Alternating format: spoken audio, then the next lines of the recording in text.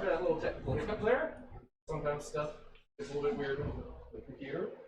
Today we're going to be going over Camels, specifically Camelots. Before we get into that, feel free to come on down to the Headwaters Science Center any day of the week. Monday through Saturday, we are open from 9:30 to 5. And on Sundays, stop by after lunch, around 1 o'clock until 5 o'clock. So, North America is a place you don't often associate with animals like camels, which is the skull I have in front of me today. But, interestingly, camels evolved in North America, and this is something that makes a lot of stuff in history make sense, but also it can tell us a lot about their initial evolution. Today we're going to go over Camelops, a genus of camels from North America that I find kind of interesting. They're not super well known. Oftentimes, again, they get overshadowed by stuff like mammoths and other Ice Age wildlife. But they're nonetheless important to understanding our continent's history and certain events in actually American history. So we're going to just quickly do the taxonomy for these, and then kind of get rolling into some of the fun stuff about not just prehistoric camels, but modern camels. So they are obviously kingdom Mammalia. They're in the order Artiodactyla. They are in the family Camelidae. And this is where they differ from modern camelids, which is they are the genus Camelops. This genus is fully extinct. We have 3 species: Canisius, Asternus, and Minodont. My Latin is pretty bad. So these Camelops, this genus existed from 3.2 million years ago to just around 10,000 years ago. This is another one of those things with a lot of the North American megafauna. It happened to go extinct around 10,000 years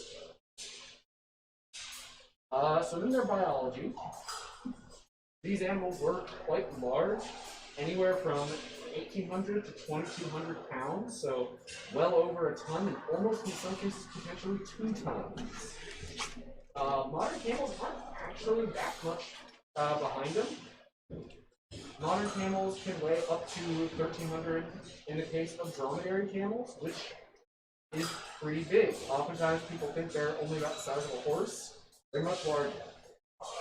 Camelops had legs that, in proportion to their body size, were 20% longer. This gave them a longer stride, which probably made covering distances a little bit more efficient for them.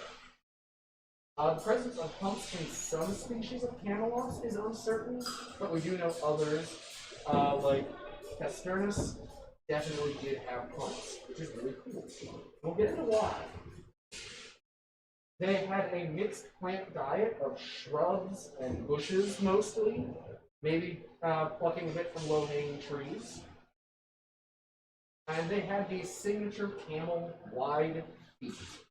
And very likely also practiced another pretty amazing thing about camels is how they walk, what we call the pacing gait.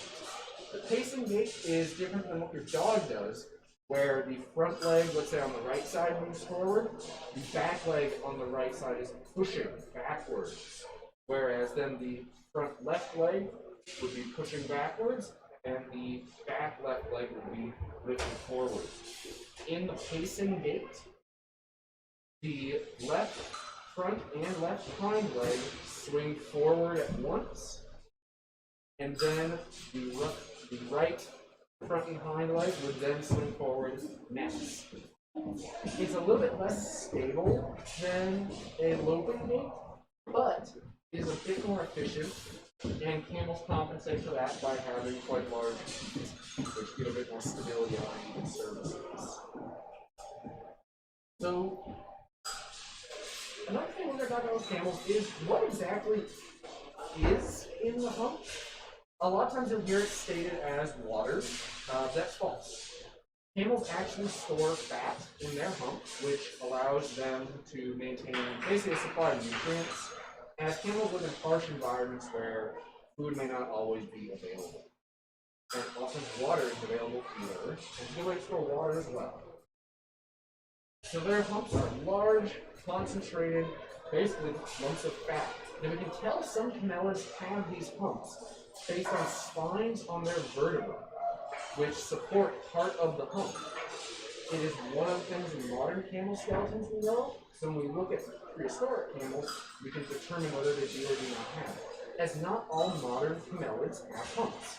You've probably all heard of llamas, alpacas, and stuff like that. They are camelids, well, not in any of the genus Camel. They are Camelops. They are still camelids under the genus, I believe it's llama.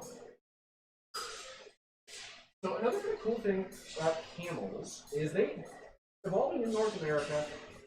A lot of times you would think, was it a desert at the time they evolved? We associate camels with deserts so much today. But it leads to kind of a cool thing about camels. They actually evolved for a much colder climate than most of the modern camel species we have today. Other camelids used to have it a little bit more, let's say, precipitous environments, but modern camels mostly stick to deserts. But the adaptations they evolved for dealing with Ice Age North America still serve them rather well there. And we're going to look at a few of those, and the overlap between adaptations for deserts and tundra. So, large feet, those distribute weight on uneven or shifting surfaces, which could be good on sand or snow. Another one, for those fat humps, the energy reserve. In a desert, that's great because you might be traveling long distances before you come across any sort of food or water. You're going to need something to basically run your body on. And that fat store is crucial for their survival. And that also would help in the Ice Age during a long winter where plant growth isn't really happening. There might not be a lot to eat during the winter, and you need to be able to last until spring where your next meal might be growing.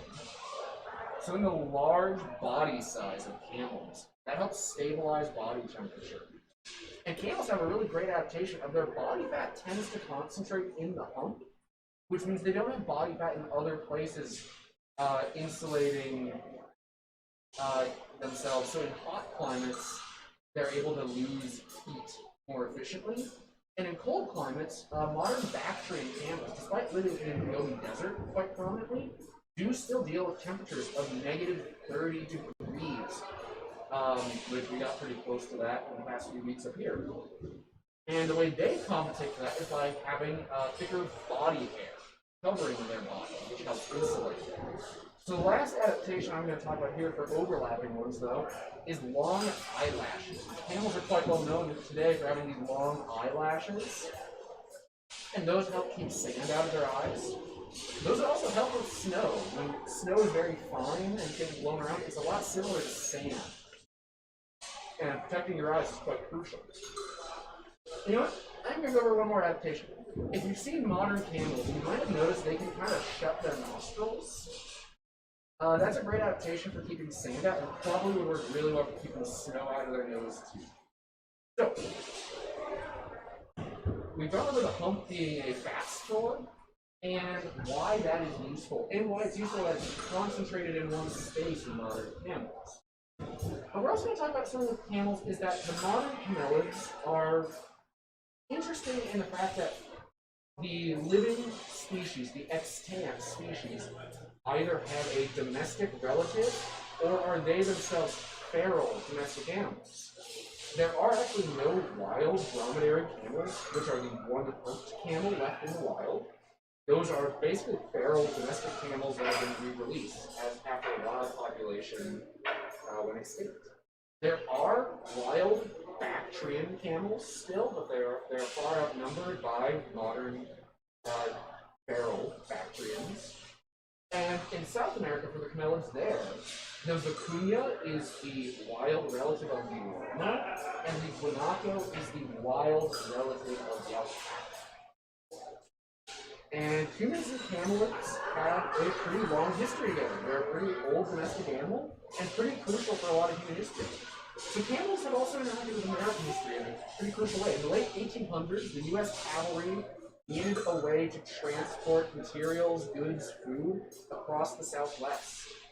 And in the Southwest, There's a pretty sizable chunk of desert, stuff like Nevada, Arizona, New Mexico. It can be pretty harsh for horses. So what they did was they imported a lot of dromedary camels. This is what we got, this skull here, is dromedary camel. And one of the things they were kind of concerned about, though, was how are they going to feed these animals? Because they did think a little bit about this, and they thought, well, we don't have food for them, do we? Camels aren't native to North America. And what actually wound up happening was kind of interesting, because they got the camels anyway without initially solving that problem.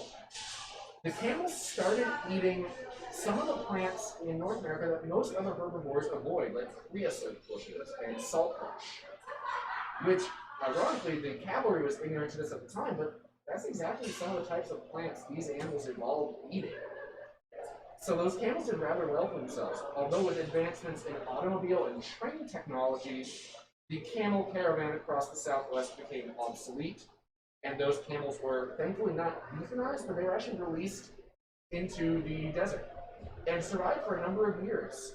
Unfortunately, it wasn't enough to start a population of camels, but every now and then, camels get loose from private ownership, and you'll occasionally see camels out in Nevada, Arizona, and that part of the country. Kind of funny, actually. I have a friend who actually has seen a camel out in Nevada, and they were very confused. Another place on Earth, though, that does have an invasive camel population is Australia. They got released there, and they have been quite a big problem, actually, for the local people there, and the local wildlife. Camels are pretty large herbivores. As we talked about, dromedary camels can get to be about 1,300 pounds. That's over half a ton. They trample ground, they basically kind of scare other animals away from water and food sources. So they can be quite hazardous to the local wildlife. But camels are quite unique. There's not anything quite like them that specializes in such harsh environments while still being so massive. And they're an animal that I have a kind of fun appreciation for. I used to volunteer at the Oakland Zoo where they have a number of dromedary camels, and they are very individual animals. They have a lot of personality to them.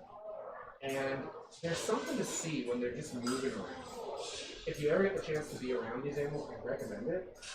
So back on Camelops, one of the reasons we think this animal went extinct was the change in vegetation distribution across the continent. So those creosote and salt bushes probably changed the range at the end of the last ice age with climate shifting and boreal forests sort of expanding, which probably reduced their habitat to the point where these large herbivores weren't able to be supported by the amount that there was. And also human hunting would have been an issue for them. We do have some evidence of butchering of skeletons of North American camels. And again, the combination of an ecosystem change and a new predator is always pretty bad for an animal. And it sounds like a broken record at this point with these Ice Age animals in North America, but us in concert with climate change is sometimes a little bit too much for a few species to handle. But yeah, Camelops are kind of a fun one. They're not all that much bigger than modern day camels, potentially, but it is always a great reminder that these animals evolved in North America, and that the modern distributions of animals do shift a bit from what they are in the past. Chuck, do you have any questions or anything you want to add about camels? No, I can't think of anything right now. They were tried by the United States government for shipping things. Yep, and it worked. It worked for a while. Which I just love the fact that they were like, well, horses aren't working. Let's bring in one of the most, like, with a reputation for being unpleasant animals. For those of you who don't know, camels do have a reputation for being kind of stubborn and unpleasant. It requires a little bit more of a bonding relationship with the camel. You gotta be able to convince it to do what you want. You can't just force it. So they're pretty tough.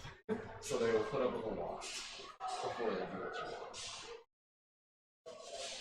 Can you talk a little bit about the features of that skull? Yeah, actually, that's kind of a fun thing about camels. One thing is that their skull doesn't look all that much like a camel's head, does it? There's a lot of soft tissue that would be up front here for that nose and snout and the lips. But a cool thing about them, for the harsh vegetation they do eat, even modern camels, these front teeth are really good for kind of plucking and picking stuff off of, branches and brush. Well, these back teeth are still pretty great for grinding stuff up. They're actually very similar to deer's teeth when you look at them. The other things about them, you'll notice they have a pretty big crest on the back of the skull. It's called a sagittal crest. So they have very strong jaws. This is where jaw muscles would attach. And let's see if I can get this so you can see it. You can see they have nice, so the zygomatic arches are these arches behind the eye. Essentially what humans we would call our cheekbone. And the jaw muscle passes through there, and they have these very square mandibles. They have a lot of surface area for that muscle to really hold on to. They can bite down pretty hard. I forgot to mention, this is another thing, camels will spit in self-defense. I have been on the receiving end of that before. It's a pretty good self-defense. You don't want to get next to that animal that's spitting at you. They get some good force on that. Some other things about this skull is you'll notice that it is pretty big. They have another thing for this is neck muscles would attach up here as well. So they can support their head on those long necks of theirs. They also have these fully enclosed eye orbits, which are relatively unique for mammals. Not a lot of mammals have that. These stereoscopic eyes is what it's called. I might be wrong on that. We might have to do a corrections video on that. But it's something that adds a little bit of durability to their skeleton, which for an animal like a camel is probably a pretty good thing. Something that just didn't come up in this, actually, I just remember. Camels are actually really good swimmers. If you look up videos of camels in the ocean, there's a population of dromedary camels in North Africa that'll swim to a nearby island. And they can go pretty far out. It's a couple miles out from shore. They're up there with elephants for an animal that you look at and you go, that doesn't look like it swims. And this thing I want to go over with these prehistoric animals is, well, there's nothing in a camel's skeleton that really hints at a swimming ability. And oftentimes animals practice behaviors that anatomically don't make sense. You've probably seen pictures of goats in trees, where domestic goats will climb up trees to get at food. And it's something that with paleontology we can't know. We don't have any ability to really infer that. And it's something that it is good to think about is what weird behaviors, like camels swimming, might animals in the past have done.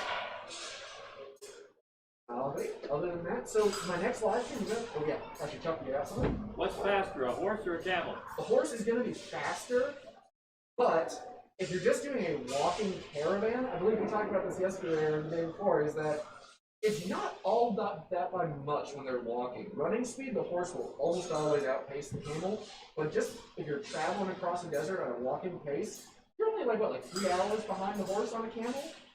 It's nothing significantly different. How long can a camel go without drinking? So, actually, I'll look that up, because we could probably find a very specific number that's probably been tested. So, Chuck, what's your guess for how long? 4 days. I'm going to guess close to a month. What? Alright, so because this goes to another thing. So, I'd say you're closer. So, camels can survive 15 days without any water. Oh my So god. that is without drinking or water from plants that they eat. Do they store water inside their stomachs or something? So the way that I've heard that they store water, because when you see camels drink, you'll often see them gulp down massive quantities.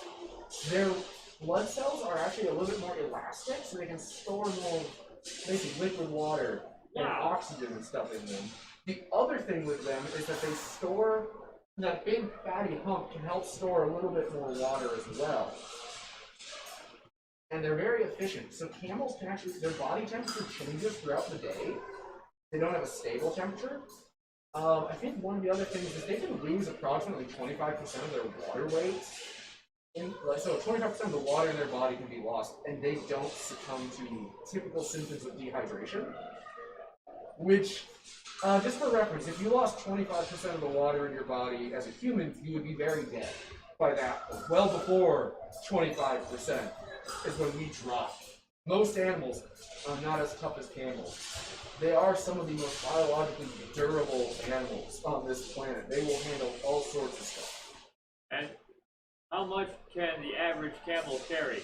I think we saw it was like a couple 100 pounds, which in relation to their body weight is quite impressive. What was the ratio? You had the ratio for horses the other day. I've heard people say that horses shouldn't be burdened with more than 20% of their body weight. And camels carrying about, I think it was like 200 to 300 pounds for an animal that weighs about like 1,300 pounds. That's pretty heavy. They're amazing pack animals because of just how long they will go. You may not be able to get the camel to move at the pace you want. You may not be able to get them to speed up if you're in a hurry, but you get them going in the right direction. Camels pretty much are unstoppable. And they're big and unpleasant enough where you're not going to have animals hassling. You're not going to have lions hassling you all that much if you got about a couple dozen camels. And honestly, you're not going to have a lot of people hassling because I don't want to mess with a camel. Do wild camels live in herds? Yes, so the wild populations of camels do live in herds. And those herds can range from a couple dozen to almost 100 individuals, depending on how good the area is. Although those large herds are pretty unheard of nowadays with the populations, especially of factory camels being so low. Dromedary camels are getting a little bit better, not just in feral populations in places like Australia, but also the feral populations in the Middle East and Africa are still doing relatively well. So you can get potentially 50 or 60 animals in a herd, which is really impressive for animals that live in deserts to be able to live in such large numbers, especially for such big animals. You often don't see big animals in deserts, and camels are kind of the exception to that rule. And again, those adaptations initially towards tundra and Arctic and boreal areas wound up serving them quite well. They're not all that different than Camelops. That's kind of the one thing I noticed looking at Camelops and looking them up is they're not really all that different anatomically than modern camel. They're a little bit bigger, not that much. What we know about them is they're pretty much just a big camel. And I find that kind of fascinating when these prehistoric relatives, because a lot of these animals we've seen are quite big compared to their modern relatives sometimes. And then you have the camels where it's like, it's a little bit bigger. It's not really all that different shaped. Like these guys had the humps already, and the humps are a really unique trait of camels. It's the fact that it's such a, basically it's a tried and true design of an animal. It's successful is what it is. Can camels smell water at a long distance? I'm not sure how good the smelling of water is, but they probably have means of finding it. They probably have pretty good eyesight, so they probably spot areas where there might be water. They get a lot of their water from their diet as well, so really all they need to do is spot a plant that's growing in the desert, and they'll strip that plant down of leaves and sometimes even the woody bits, and they get enough water out of that where basically they're able to stay hydrated without seeing liquid water for longer than they can go without water. Which is another thing with desert living animals is oftentimes they get more water out of their food than they ever see with drinkable water. Anything else? Well, so next live stream is going to be a little bit of a different formula. We're still going to be covering a prehistoric animal, but we're going to be covering more of the sort of stuff that has to do with wildlife management, especially given this animal and a certain controversy around it. So, hope to see you next week on that live stream.